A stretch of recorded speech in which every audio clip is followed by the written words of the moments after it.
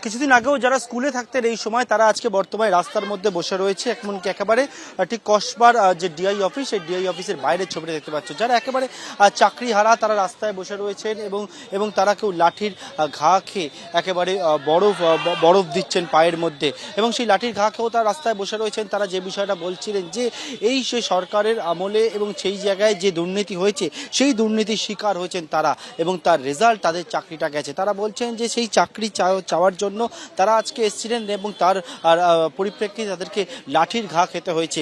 একটা প্রতিনিধি দল তারা ইতিমধ্যে ডিআই অফিসের মধ্যে যান এবং সেখানে গিয়ে তারা একটা ডেপুটেশন দেন এবং সেই ডেপুটেশন দিয়ে বেরিয়েছেন। এবং তারা যেটা দাবি জানাচ্ছেন যে পুলিশ কয়েকজনকে আটক করেছে, যতক্ষণ না পর্যন্ত আটক হওয়া যারা চাকরি হারা তাদেরকে ছাড়া হবে ততক্ষণ তারা কিন্তু এই রাস্তাতেই এই জায়গাতেই ডিআই অফিসের বাইরে বসে থাকবেন। এটাই হচ্ছে বর্তমানে ডিআই অফিসের বাইরের ছবি। শিক্ষামন্ত্রী বলছেন আপনাদের তো আলোচনার কথা বলা হয়েছিল, তাহলে হঠাৎ করে এই আন্দোলন কেন? দেখুন, উনি আমাদের অনেক প্রতিশ্রুতি দিয়েছেন, কিন্তু বাস্তবে রূপায়ণ না হওয়া পর্যন্ত আমরা সব কিছুকে বিশ্বাস করতে পারছি না। কারণ মুখ্যমন্ত্রী নির্দেশ দেওয়ার পরও একাধিক স্কুলের এইচএমরা, যোগ্য শিক্ষক যারা স্কুলে গিয়েছেন তাদেরকে খাতায় সই করতে দিচ্ছে না। বিভিন্ন ডিআই অফিস থেকে বেতন বন্ধের একটা হুমকি দেওয়া হচ্ছে। আমরা সত্যি আতঙ্কিত, আমরা দিশা পাচ্ছি না। যা প্রতিশ্রুতি সেটাতে আপনারা ভরসা পাচ্ছেন না বলছেন?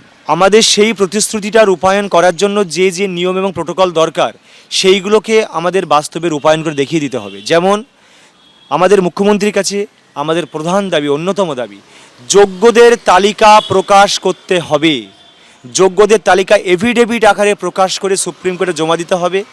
মিরর ইমেজ কোথায় আছে, মাটি খুঁড়ে না কোন কম্পিউটারের মধ্যে আমরা জানি না, সেই মিরর ইমেজকে পাবলিশ করতে হবে। আমাদের অন্যতম দাবি হলো যে ভলেন্টিয়ারি শিক্ষকের কথাটা উনি বলেছেন, যোগ্যতা নিরিখে চাকরি পেয়ে 1 টাকা ঘুষ না দিয়ে দুর্নীতির সঙ্গে আপোষ না করে চাকরি পেয়েছি। এখন যদি আমাকে শুনতে হয় ভলেন্টিয়ারি শিক্ষক, এই শব্দটা আমার কানের মধ্যে বাজছে। ভলেন্টিয়ারি শিক্ষক আমরা কোনো মতেই মানব না। কতজন আহত হয়েছেন আজকে পুলিশ? অনেকেই। আমরা ওখানে শান্তিপূর্ণ মিছিল করছিলাম, শান্তিপূর্ণ অবস্থান বিক্ষোভ করছিলাম। আমাদের একটাই দাবি ছিল, ডিআই অফিস থেকে বেতন বন্ধের কোনো নির্দেশ দেওয়া চলবে না।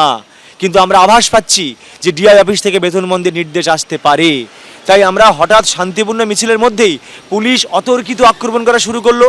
এবং আমার মেহবুবদা, রজত, আমার আরও অনেক ভাইরা, অনেক বন্ধুরা, সহকর্মীরা আছেন, যখন অতর্কিত মারছে আমি তখন যাচ্ছিলাম কোথায়, আমি যারা বাইরে যে বন্ধুরা আছে আটকে দিয়েছে, তোমার জোরে চলে এসো, পুলিশ আমাদেরকে মারছে। আমি যখন ঢুকছি, আমি ঠিক ওই ডিআই অফিসের সামনের বাম সাইডটা, আর দুজন পুলিশ আমাকে দুটো হাত ধরে ফেলেছে। আমি একজনের কাছে হাত ছাড়িয়ে নিয়েছিলাম, যখন আরও একজন যখন ধরে ফেললো তখন আমার পিছন দিক থেকে একজন এসে এই ডান পায়ে অতর্কিতভাবে মারা শুরু করলো। পুলিশের সঙ্গে আক্রমণ নয়, আমাদের পরিকল্পনা ছিল কি, ডিআই অফিসে আমরা তালা বন্ধ করব, আমরা 4টে পর্যন্ত তালা বন্ধ করে রাখবো। আমরা ডিআইকে আমাদের ডেপুটেশন জমা দেবো যে বেতন বন্ধের নির্দেশ দেওয়া যাবে না। ওরা কি করেছিল, রাস্তার পাশেই ব্যারিকেড, আমরা সেই ব্যারিকেডটা টপকে ডিআই অফিসের ভিতরে বাইরে আমরা শান্তিপূর্ণভাবে অবস্থান বিক্ষোভ করছিলাম। হঠাৎ করে পুলিশ হেলমেট পরে এসে আমাদের ম্যাডাম এবং স্যারদের, আমার সহকর্মী বন্ধুদের উপরে অতর্কিত আক্রমণ, এবং সবার হাতে লাঠি। আমার তো বাম পাশে যখন একটা আমি ধরে রেখেছে, একটা লাঠি তো আমার সামনে ভেঙে পড়ে গেল, এমন জোরে মারছে, ওই লাঠি ভেঙে গেছে, বুঝতে পারছেন? এই বন্ধুর কাছে লাঠিটা ছিল, দেখো এই লাঠি দিয়ে মারা হয়েছে। আজকের সারা পশ্চিমবঙ্গের প্রত্যেকটা ডিআই অফিসে এই অবস্থান বিক্ষোভ চলছে। যদি আমরা খুব দ্রুততার মধ্যে আমরা দেখব সরকার কি পদক্ষেপ নিচ্ছে, আমরা কিন্তু এই আন্দোলন তীব্রতর হবে। গোটা পশ্চিমবঙ্গে আগুন জ্বলে যাবে যদি ভলেন্টারি শিক্ষকতার মতো এই সম্মান আমাদের মাথার উপর আসে। এটা কোনোভাবেই আমরা মানব না। যোগ্যদের তালিকা প্রকাশ না করা পর্যন্ত এই আন্দোলনকে আমরা তীব্র থেকে তীব্রতর করে তুলব। এর ঢেউ পশ্চিমবঙ্গ থেকে সারা ভারতবর্ষের মানুষ জানবে যে যোগ্য শিক্ষকরা যোগ্যতার ভিত্তিতে চাকরি পেয়েছে, এবং সরকারের দুর্নীতির জন্যই আজকে আমরা পথে বসতে চলেছি। তাই সরকারের দুর্নীতির দায় আমাদের মাথায় আসতে পারে না। চুরি করলো সরকার, দুর্নীতি করলো সরকার, আর সেই দায়ের জন্য চাকরি থেকে আমাদের বাতিল হতে হবে, এটা কোনোভাবেই আমরা মানব না।